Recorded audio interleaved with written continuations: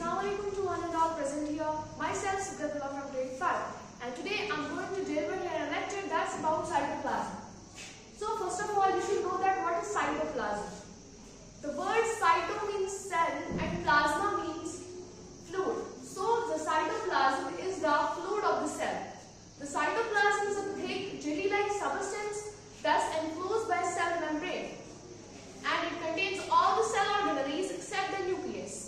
यहाँ पर आप देख सकते हैं जो यहाँ है न्यूक्लियस है और यहाँ पर जो एरिया है बाउंड किया गया एक मेम्ब्रेन से, वो हम जहाँ पर ये ऑर्गेनेल्स आप देख सकते हैं कि साइटोप्लाज्म में है और ये मेम्ब्रेन से बाउंड है जिसको हम सेल मेम्ब्रेन या प्लाज्मा मेम्ब्रेन कह सकते हैं. The area or we can say the substance between the nucleus and plasma membrane contains a variety or contains a large number of organelles and inclusions which are suspended in it. यहाँ पर आप देख सकते हैं nucleus से लेकर जो plasma membrane तक का एरिया है जिसमें भी इतने ऑर्गेनेल्स है, इंक्लूजन्स है जो इसमें सस्पेंड किए जाते हैं, वो उसे हम साइटोप्लाज्म का नाम देते हैं. और इसकी प्रॉपर्टीज क्या है? It's mainly made up of salts, proteins and water. जो ये साइटोप्लाज्म है ये एक तो साल्ट से बना है, प्रोटीन से बना है, वाटर से बना है. The cytoplasm under the free surface of the cell membrane more viscous and is called ectoplasm.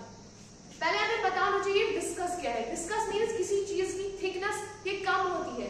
यहाँ पर आप एक्टोप्लाज्म का यानी इसको हम विस्कस इसलिए कहते हैं, विस्कस हमें इसलिए नहीं कहते हैं इसको क्योंकि इसकी थिकनेस कम है, इसलिए क्योंकि यहाँ पर जो इसका स्ट्रक्चर है ये बाहर वाला हिस्सा होता है साइटोप्लाज्म का, इसलिए हम इसको एक्टोप्लाज्म कहते हैं और ये बहुत विस्कस होता है.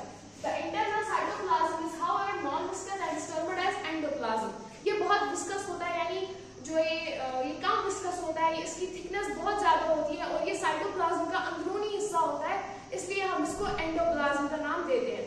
और साइटोप्लाज्म की फंक्शन ये है, it facilitates protein synthesis and other metabolic activities और reactions of the cell.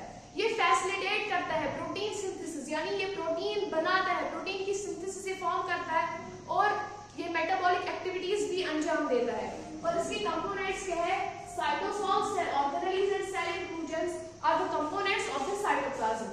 Cytosol, it's an aqueous, nearly transparent round material, also called cytoplasmic matrix. ये एक आप ऐसा मान लीजिए कि ये साइटोप्लाज्म ये साइटोसॉल जो होता है ये कंपोनेंट होता है साइटोप्लाज्म का, लेकिन ये एक्वस यानी it's like liquid and it's transparent in its colour.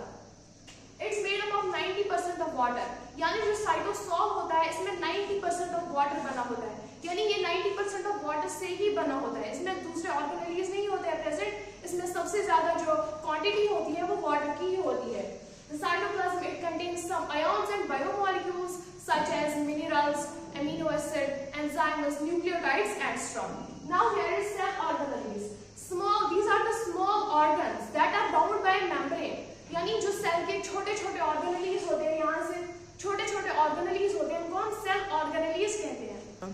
जो सेल ऑर्गेनेल्स होते हैं ये स्मॉल ऑर्गन्स होते हैं सेल के, जैसे लाइक माइटोकॉन्ड्रिया है, लाइसोसोम्स है, यहाँ पर वैक्यूल्स है, ये है cell organelles. Because they are the small, they are the little organs of the cells, so they are called cell organelles.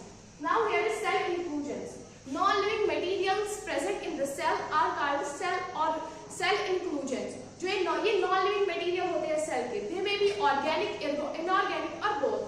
ये सेल का जो ये कंपोनेंट्स होते हैं सेल के, ये या तो ऑर्गेनिक होते हैं, इनऑर्गेनिक होते हैं या बोथ. यानी किसी सेल में मतलब सेल्स में ऑर्गेनिक भी होंगे, इनऑर्गेनिक भी होंगे या दोनों ऑर्गेनिक भी और इनऑर्गेनिक भी होंगे. The common cell inclusions are stored as organic food materials, secretions, excretions and inorganic crystals. यानी ये ऑर्गेनिक फूड की फॉर्म में स्टोर किए जाते हैं, secretions, excretions and inorganic crystals. Thanks for your night.